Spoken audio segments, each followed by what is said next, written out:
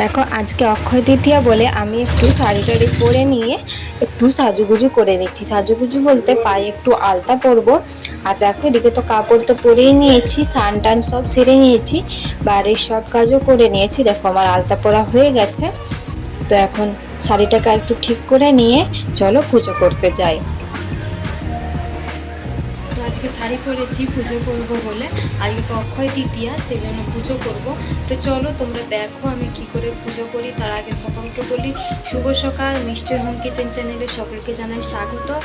সবাই ভালো আছো আশা করি, আমরাও ভালো আছি। চলো পুজো করি। আমার শরীরটা এখন একটু সুস্থ আছে, তো সেই জন্য ভিডিও দিচ্ছি।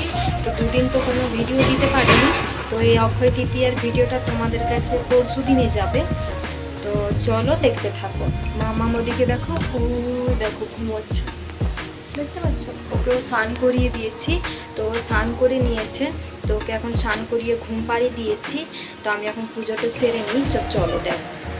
তারপরে দেখো পুজো করতে চলে এসেছিলাম। এখানে দেখো সব ঠাকুরকে স্নান করিয়ে দিচ্ছিলাম। তো একটু জল দিয়ে সব ঠাকুরকে ভালোভাবে পরিষ্কার করে তারপরে আবার ওই জায়গাটাকে ভালো করে পরিষ্কার করে লাল একটা কাপড় পেতে ওর উপরে ঠাকুরগুলোকে সব ভালোভাবে পেতে দেবো। দেখো আর এদিকে দেখো আমার এই গোপালটাকে একটা নতুন জামা পরিয়েছে আজ।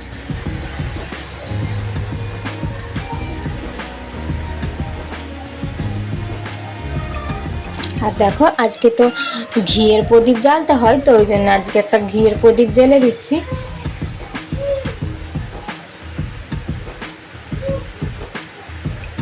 আর এই ধূপটা জানো তো প্রচণ্ড সেন্ট এই ধূপটার। তো ঘরে জ্বাললে কি না একদম ঘর মানে সুগন্ধে সুগন্ধে ভরে যায়। তো ওই জন্য আজকে এই ধূপটাই জ্বাললাম। আর এই যে ঘরটা দেখছো, এটা আমি মা লক্ষ্মীর কাছে চাল ভরে 11 টাকা দিয়ে রেখেছি।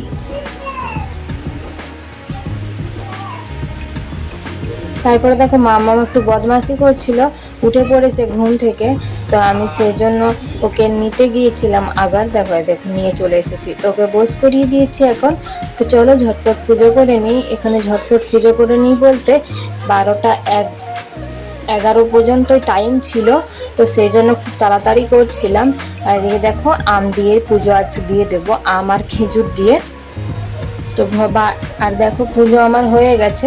তো একটা কর্পূর জ্বেলে নিয়েছিলাম। আজকে তো একটু কর্পূর জ্বাললে ঘরে সুখ মানে সব ভালো হয়, কারণ মেয়েটার প্রচণ্ডই শরীর খারাপ হয়েছিল। তো সেই জন্য আজকে একটু ঘরে কর্পূর জ্বেলে নিলাম, এতে করে খুব ভালো।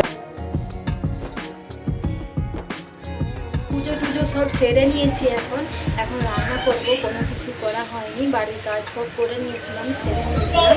শরীরটা ভালো লাগছিল বলে তো সেরে নিয়েছি। পুজোটা কিন্তু বেশিক্ষণের ছিল না, 12টা 17 পর্যন্তই ছিল। তো তাড়াহুড়ো করে পূজাটা করে নিয়েছি। তো এবার রান্না করবো।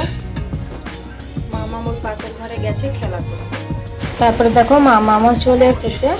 দেখো মামামের কত আনন্দ, আমাকে দেখো ওর আনন্দ হলে আবার বেশি বেশি করে মারে আমাকে।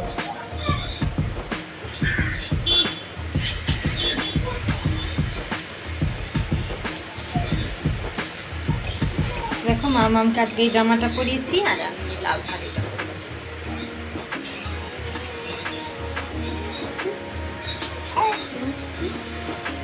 তো তোমরা জানো তো একটা কথা বলি, মামামের কিন্তু এখনো দাঁত বেরায়নি। তো 11 মাসে পড়ে গেছে, এখনো দাঁত বেরায়নি। জানি না কি হবে, কবে দাঁত বেরাবে। তো যাই হোক যবে বেরাক। তো দেখো সন্ধ্যা হয়ে গিয়েছিল, তো একটা পেঁপে নিয়ে এসেছিলো, সেটাই কাটছি এখন। পেঁপেটা কিন্তু খুব একটা মিষ্টি থাকেনি আর ভালো পাকেও নি, তো উপর থেকে পাকা লাগছিল। তো যাই হোক কেটে নিয়েছি।